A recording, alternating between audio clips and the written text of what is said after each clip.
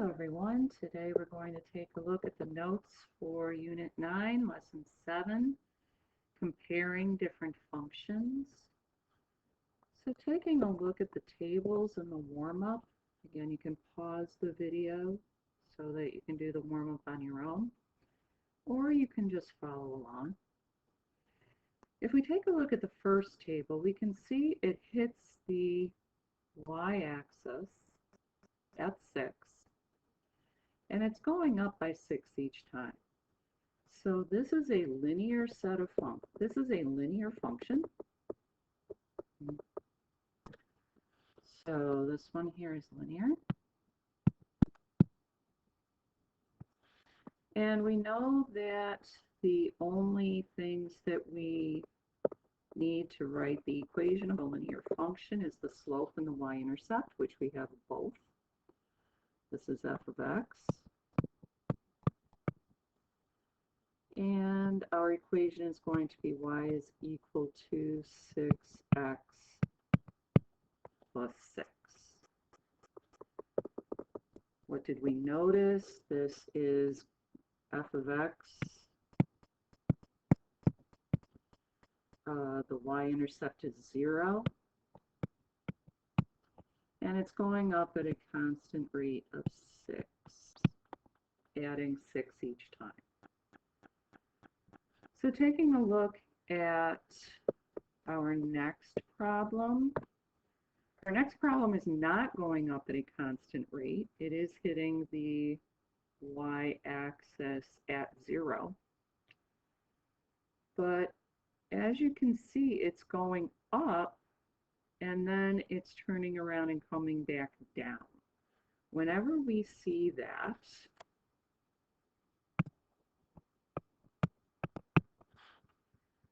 it's going up,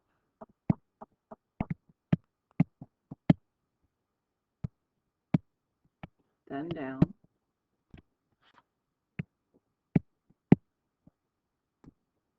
the maximum occurs at 4 and 32. Now we don't know how to write the equation of a quadratic function given 2 points, or given a couple of points. So what we're going to do is we're going to put this in our calculator and do a quadratic regression. So go ahead and open up a new spreadsheet. So that's the green icon on the front. And remember, we have to name it in order to do the regression. So I'm going to name my x variable IND,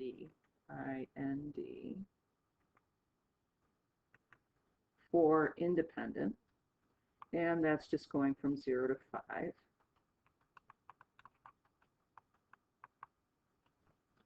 Then we scroll over to the next column, and we can call this dependent, DEP. Remember, you have to name it in order to be able to use it. And this is 0, 14, 24, 30, 32, and then back down to 30. Now we can do the regression right from here. We don't really need to see the graph. All we want is the equation. So we go to choice 4, statistics, stat calculations, and we want the quadratic regression, which is choice 6. Now we have to pick our x variable. If you hit the arrow at the side there, your variables that you named are going to be in the drop-down list. So my x is independent, my y is dependent, and you can just hit OK after that. And then we have our quadratic regression. So A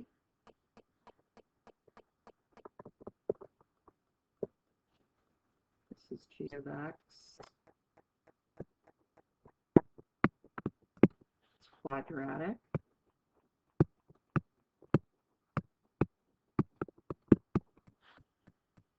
And our a is -2, so that's going to be -2x squared. This is g of x equals -2x squared plus 16x plus 0, or we can just leave that off. Then taking a look at h of x, notice it's hitting the y-axis at 1, but instead of going up at a constant rate, it's being multiplied by the same thing over and over again. So h of x is multiplying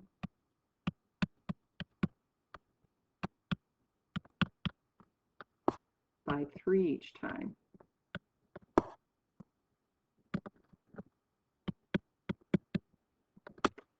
Making it an exponential function. So h of x is exponential.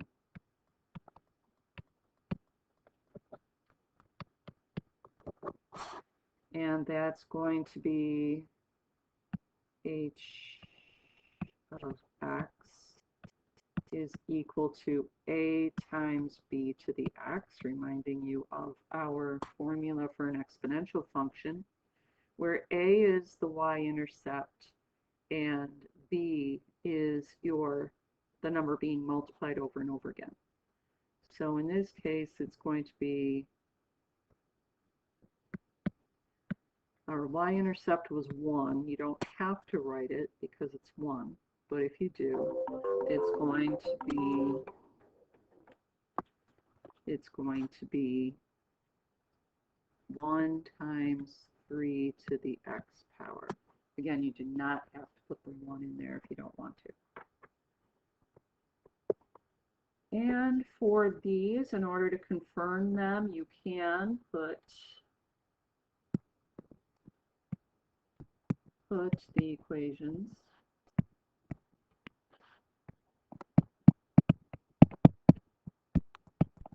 into the calculator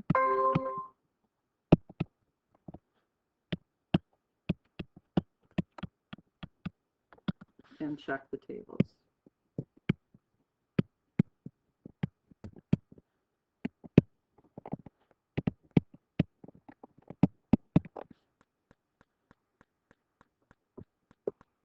And that was our warm-up.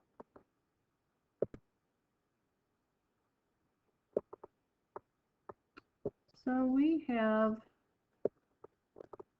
3 functions. One is given as an equation, one is given as a table, and the other one is given as a graph. So we are going to find the average rate of change from 0 to 3 for both functions. So taking a look at g of x, we can go ahead and open up a new graphing document on our calculator. So that's the blue one on the front with a parabola on it. And we put in our function. So this is going to be x squared minus 2x. So putting that in for your function, x squared minus 2x. And then we check our table, Control T. And we're going from 0 to 3. So the points are 0, 0, and 3, 3. So g of x, the average rate of change is going to be 3 minus 0 divided by 3 minus 0. which is equal to 1. So this is for g of x. For h of x, they're already here. H of x, we have 0, 1.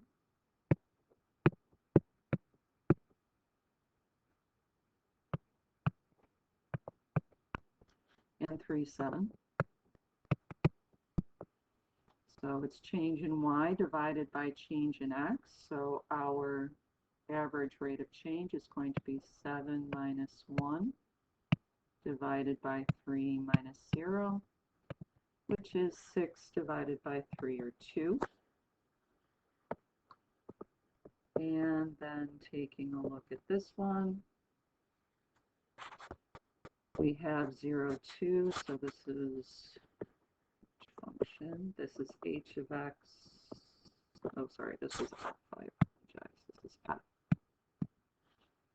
H of x. We're going to find the average rate of change between 0, 2 and 3, 9.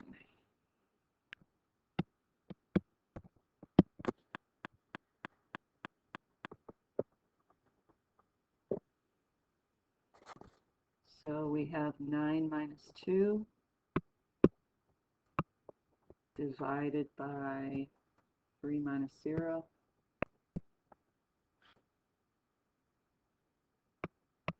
So that's going to be 7/3, which is 2 1/3. So from greatest to least, this one's greatest. And this one's middle. And this one's least.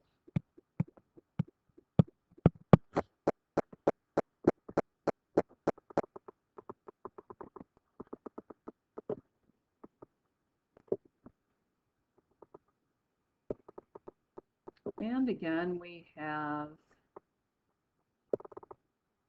some functions. Function f here is exponential. And the equation here is going to be, because it's being multiplied by 2 each time, and it starts at 1, this is y equals 2 to the x, or we should say f of x. G of x is already in function form. And then we have the table here. And that is increasing at a constant rate, so that's linear. Well, and it also says it's linear. So we need to evaluate the value of each function at 0 and show which one has the largest and which one has the smallest value. So taking a look at the first one, f of x is equal to 2 to the 0, which is 1. G of x, if we put in 0,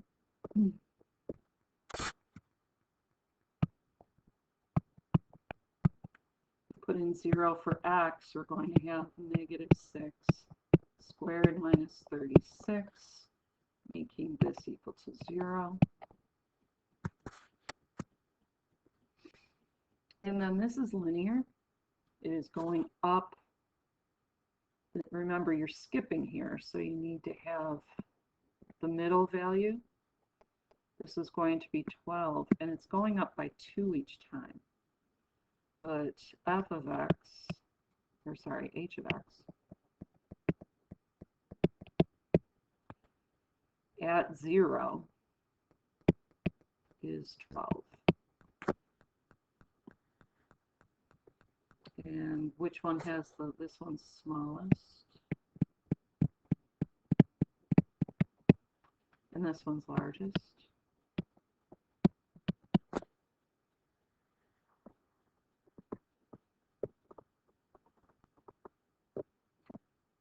So now for these, taking a look at the rates of change for B, we need the value of the functions at 4 and at 2. So remember, this one was exponential, so we can go ahead and go back to our graphing document and go to a new page, Control Document, and add a graph, and put in 2 to the x.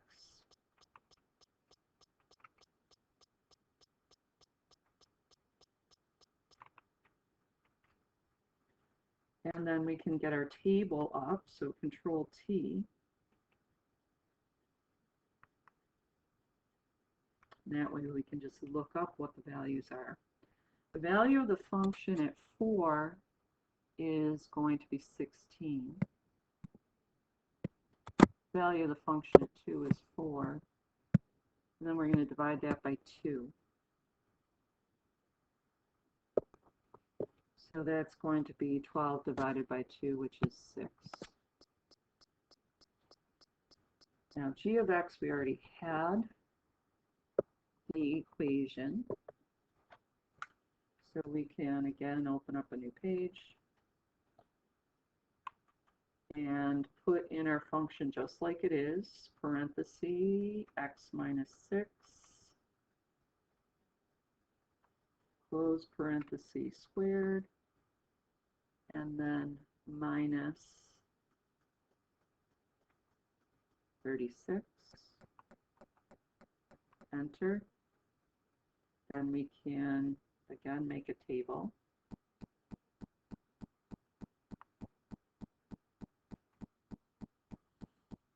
So at 2,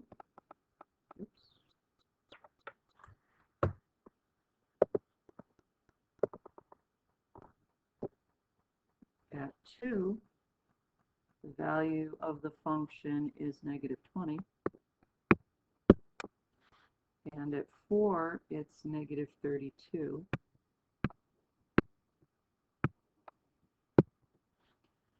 So negative 32 minus 20 is going to give us negative 52, which is going to mean that it's falling at a rate of negative 26 units per unit. We don't know what they are. And then this one here, let's figure out h of 4 would be here, so that's going to be 20. And h of 2 is going to be here, so that's 16. So we have 20 minus 16 divided by 4 minus 2, which is going to be 2. Now remember, for average rate of change. This one right here looks like it's really small, but actually it is the greatest because the sign doesn't matter. The sign only tells you what direction it's going in, not how fast it's getting there. This is the greatest rate of change. And the linear is the smallest.